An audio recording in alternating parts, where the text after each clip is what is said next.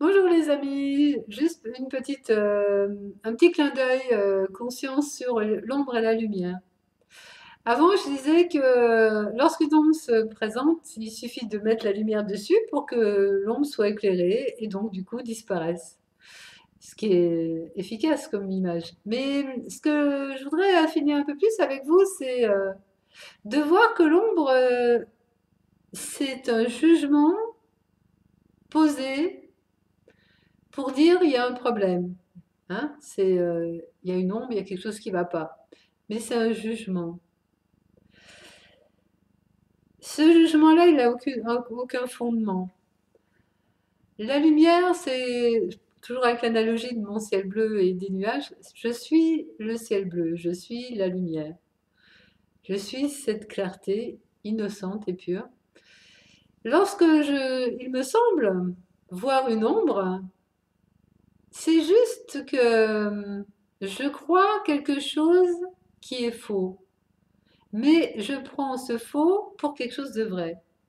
Alors dit autrement, c'est je crois qu'il y a quelque chose qui ne va pas alors que tout va bien. Donc mon ombre, c'est toujours une illusion. Elle n'existe pas en tant que telle. Et en ce sens-là, c'est si on croit fortement à un gros problème, à une force contraire puissante, la seule force qui existe, c'est la force de la lumière. Il n'y a rien d'autre que cette force-là. Donc si je crois en une force sombre, en une ombre costaud, en une résistance qui aurait une force qui permettrait de résister à quelque chose, c'est que je ne vois pas, c'est que derrière ce voile qui semble noir, de l'ombre, il y a la lumière et la force de la lumière derrière. Et il n'y a que cette force-là.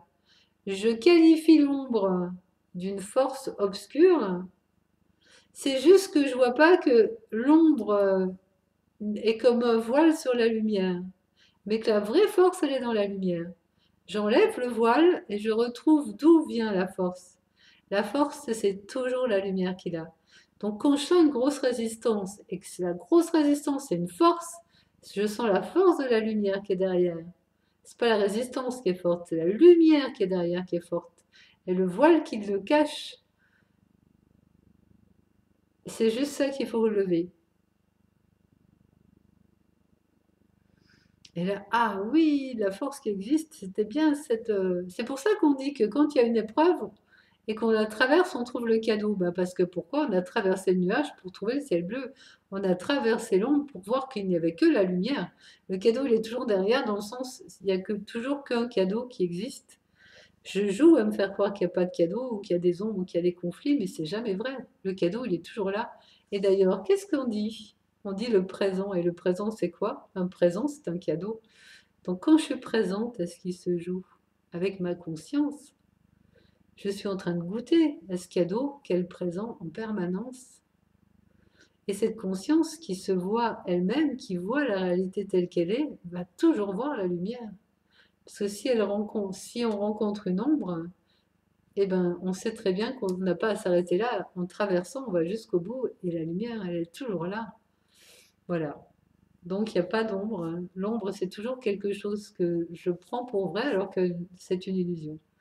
À partir de là, on peut savoir, ah, ça coince, bon, ça y est, je me suis arrêtée sur quelque chose de faux, Fou, je traverse. C'est un peu toujours le même discours, mais vu avec des angles différents. Merci, au revoir, à bientôt.